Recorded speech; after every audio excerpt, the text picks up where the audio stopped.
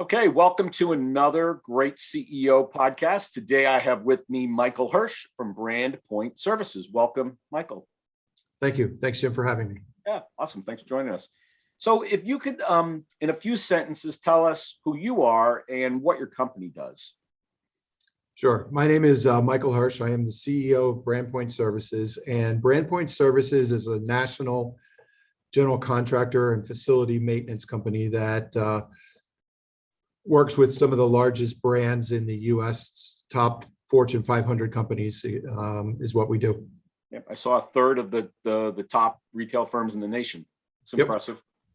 Thank you. So, I mean, maintenance and MRO, and it feels like a lot of people could do that. So what gives you a competitive advantage? You're obviously really successful.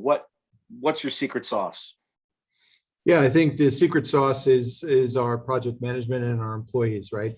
Our employees are an extension of their team. So whether they're building a fit out or doing a fit out in Portland, Oregon, or Miami, Florida, they need that cookie cutter. They need for the general contractor to come in knowing all the nuances and specifics of their build out and fit out and make that end retailer shine a little bit better. So that's what we do better than anybody else.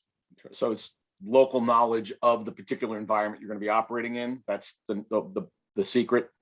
It's not only that, but then think of like a Big Mac, right? A Big Mac tastes, smells, looks the same wherever you order it. So these retailers want their stores to have that same look and feel. When you walk into a Best Buy, if I had you blindfolded and I took off your blindfolded, within 30 seconds, you could say, that's a Best Buy.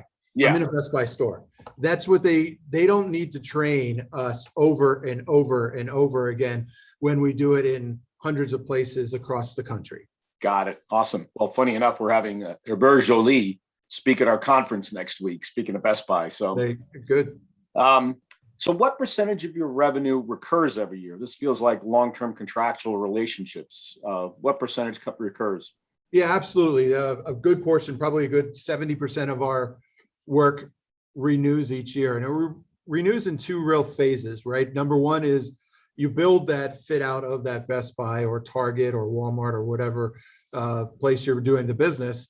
And then you have that recurring maintenance. So when a cooler goes down and breaks and an HVAC unit breaks or electrical, et cetera, we're back. Those contracts are usually a revolving 2, 3, 4-year contract where you're providing that facilities maintenance in that location for that number of years. And then the second piece of business that renews is it may not be renewed by a solid contract, but they'll come to you and they're going to say, we're going to do 10 new Best Buys this year. We'd like you to bid on 10 of them, and you'll probably win 3 of them. Mm-hmm. So you kind of know after 3, 4, 5 years with companies that you're going to be doing, X number of sites for them each and every year. Got it. Well, but you have taken sort of the general contracting side and turned it into a recurring revenue stream with the maintenance and the support on the backside, which a lot of people don't do. So that's a better model for sure. Yep, 100% correct. 100%. So correct. If there, in every business, there's a point of constraint that stops it from being the best business it could possibly be. If there was sort of one thing that you could change in your business, tap it with a magic wand, it's now different. Revenue, profitability, sir, what would be the one thing you'd change? Sure. Right now, it's labor shortage. Yeah, right? I was wondering about that. Yep. We are a subcontractor model. So we have probably 20 to 30 site supers that will go and supervise a 10, 15, 18-week project. Underneath them, you're bringing in various different subs, whether it's electrical, plumbing, HVAC, et cetera, et cetera. Those companies are becoming sparse. And it's another probably differentiator in the marketplace for us at BrandPoint is we have very loyal subs. We pay them very quickly. And they've been with us for 5, 6, 7 years, sometimes, so when we call them, they're very loyal. But once we use that one electrician, we need that second, third, fourth one potentially as we grow, right? We've hit, so that growth is important. And the labor shortage that we see is as we grow, we're seeing that being bigger and bigger coming. Got it. Yeah. I think all of our clients, all of our CEOs are seeing that problem. Just getting good people is really hard. Yep. And they're paying up on top of that. Yep. Yep. So how many hours a week do you work nowadays, and where do you allocate your work time? Sort of what buckets do you put it into? Sure. I'm probably working in the neighborhood of, the standard 50-hour week. Not anything super crazy. We're coming up. Retailers tend to slow down as you hit Thanksgiving. They don't want you in your store. Lock it down until January, baby. That's right. It's not built that by December, or excuse me, by Thanksgiving, you're not going back until February or something of that. But it allows us a good time to put together our budget for the next year. And I have the 3 department heads reporting to me and tend to look at from a servant leadership perspective, talk to them almost on a daily basis. And what do you need today? What do you need tomorrow? What can I help with? And then half of the time is spent with customers, in front of customers. Nice. Okay. Still do customer relations directly, huh? Yep. I have a few customers that say it doesn't matter who you will be always be our account executive, which is why I started in this business. But my account exec has a CEO title on his card, but that's okay. And I have your cell phone number too. There you go. Awesome. So can you name one major responsibility that you've delegated in the last 6 months to sort of free up space to do higher level stuff? Yeah, I think one of the things, again, another pillar that I would think would separate BrandPoint from others as you dig into it is finance. We put a lot of value in finance. Finance runs a company, right? If you're not profitable, if you're not making money, top line revenue is vanity, right? Yeah. You can look in the mirror and you can say, well, I'm proud that we're a $100 million company. But at the end of the day, cash is king. And if you don't have that cash to pay those subs quickly, they will go to somebody else and who's paying them quicker, right? And so to keep those loyal customers, we have a very good, solid finance team that makes sure there's cash in the drawers, cash in the coffers when we need it. It's funny, the reason why the subs want to be paid quick is because they're such terrible cash managers. And so you're like the buffer to their bad cash management, and that's the relationship. That's right. 100%. So what are 1 or 2 things you've learned and are part of your CEO approach?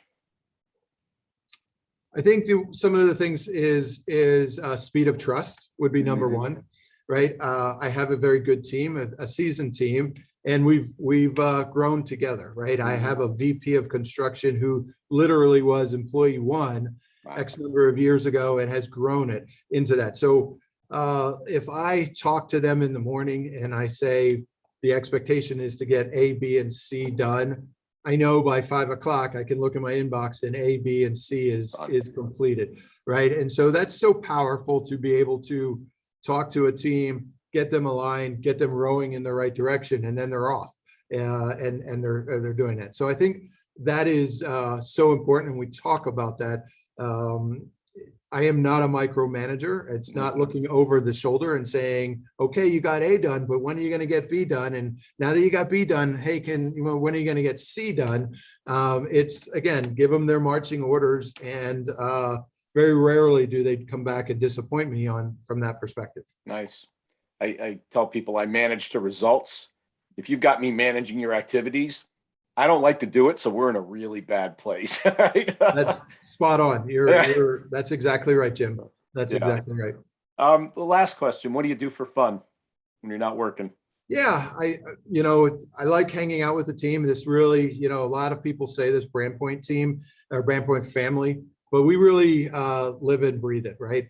We have an annual BrandPoint picnic that the employees and their families come to. I'm a Penn State grad. I've been to the Penn State whiteout game this year with 3 of my colleagues. I've been taking trips to various places with colleagues. So it's an extension of just not only the team, and we work in the retail world, and the retail world is 24/7, 365 days a year. If you want to punch a clock, I tell people when they come here, this is not the job for you. I don't, so I know what they give. I know what they go through to get these jobs done, completed on time, within budget, et cetera, et cetera. So to be able to do some softer benefits where we go out and we celebrate the victories, small happy hour to big overnight various different locations is very important to me, because I know what they have to go through on a day in and day out basis. That's great. Well, awesome. Michael, thank you so much for this interview. I really do appreciate your time. So thanks for taking the time to spend with us. You're welcome, Jim. Take care. All Thank righty you. then.